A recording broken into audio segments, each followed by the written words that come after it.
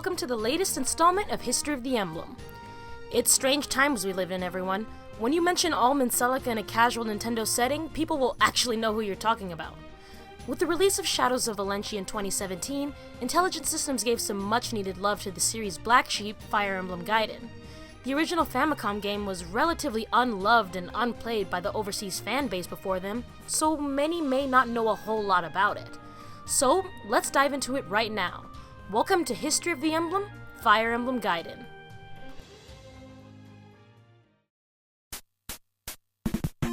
The year is 1990.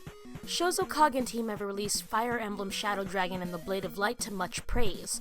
Fans were astonished with this new video game franchise, wanting more to be released soon. So, Kage and team went into the studio to create the second game in the Fire Emblem series. Most of the original Shadow Dragon team returned to the second game, all planning to bring something different to the series that they plan to continue.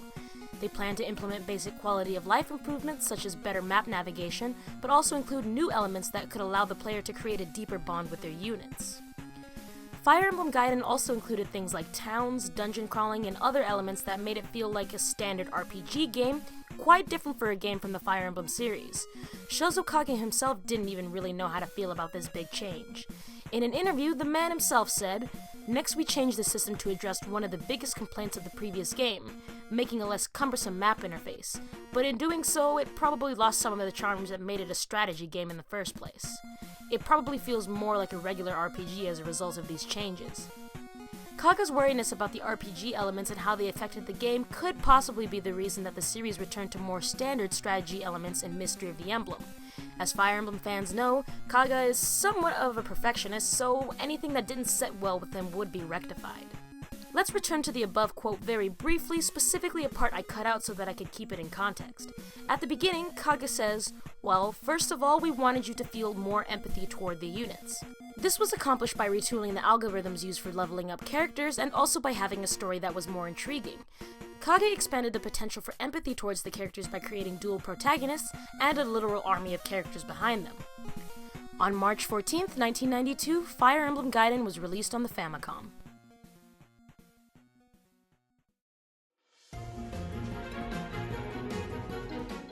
Let's talk about Gaiden's remake, Fire Emblem Echoes Shadows of Valentia. This game was released in early 2017 for the Nintendo 3DS, but its initial development greatly precedes that by about 2 years. After the release of Fire Emblem Fates in 2015, Hitoshi Yamagami, a producer for both Intelligent Systems and Nintendo, planned to create one last Fire Emblem game on the 3DS before fully putting focus on the Switch for the future. The original plan was to create a brand new game, but that was quickly scrapped when others in the company relayed that they had already began working on Fire Emblem for the Nintendo Switch. Faced with this, Yamagami reasoned that a remake of a previously released Fire Emblem game could be completed before the release of the entry on the Switch. They had chosen Fire Emblem Gaiden due to its status as the series' black sheep, and also for the fact that its age greatly caused everything about it to suffer in the recent years. To update the game, Intelligent Systems first focused on the story and characters.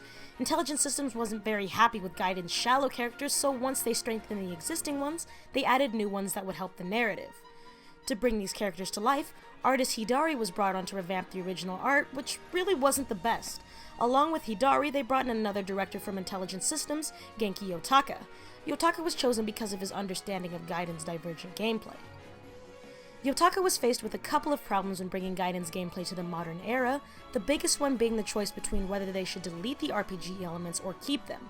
Not keeping them would mean being unfaithful to the game that they were trying to emulate, and keeping them would possibly alienate new fans to the series. So, obviously the solution to this problem? Do both. Intelligent Systems had a leftover free-roaming mechanic from Fire Emblem Fates that they never implemented, so it was used for Echoes as the team thought it was the perfect fit.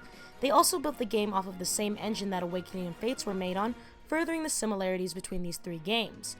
Dissimilarly from the series' recent games, the Fire Emblem Echoes team decided to throw out the avatar and marriage system from the game, claiming that they disrupted established character relations too much, and didn't hold a strong focus on what the team originally found so interesting about Gaiden, which was the relationship between Alm and Celica.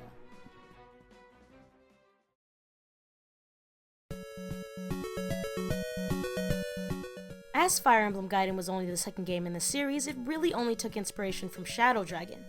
Things like turn-based combat and grid-based play return, but with so many new RPG elements, it's clear that Intelligent Systems was trying to differentiate itself from the first entry. Nevertheless, character archetypes still present themselves in Fire Emblem Gaiden. Saber is a part of the Ogma archetype, a character that is originally a mercenary but then becomes a part of the player's army. Dean is a part of the Navarre archetype, a character that is a swordsman that must be talked to in order to be recruited. Delphia is a part of the Lyn archetype, a young recruitable female mage that excels in fire or light magic. Delphia could also be considered an Est, characters that are introduced at a low level with low base stats to match, but can be trained to be powerhouses if you put in the time and effort. Now let's talk about some Shadows of Valentia specific archetypes that weren't present in the original Gaiden. These are as follows. Conrad is an example of the George archetype, being a character who enters the game as a mysterious character with a questionable significance, and they end up being someone with a huge significance after all. As for the Cain and Abel archetype, Shadows of Valentia actually has two of them, one for each side. On Alm's route, you could argue that Lucas and Forsyth are the Cain and Abel in terms of gameplay and stats, but story and character-wise, it could be argued that this duo would better suit Forsyth and Python due to their shared history. On Celica's route, May and Bowie are the Cain and Abel archetype in terms of both story and stats.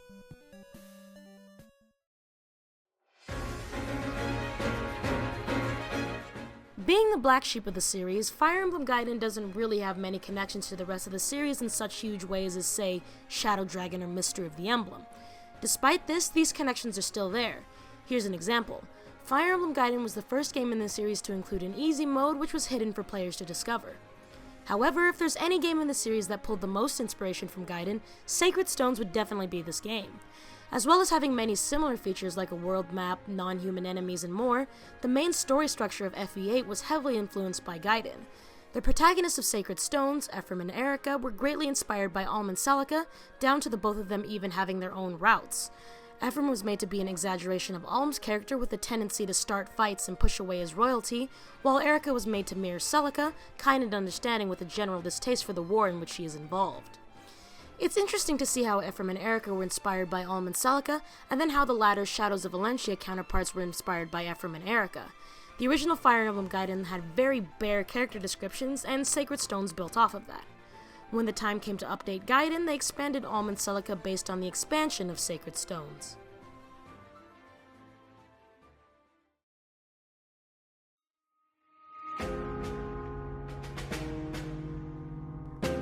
Despite being the most overlooked game in the series, Fire Emblem Gaiden definitely had a lot of potential that Intelligent Systems didn't realize until just recently.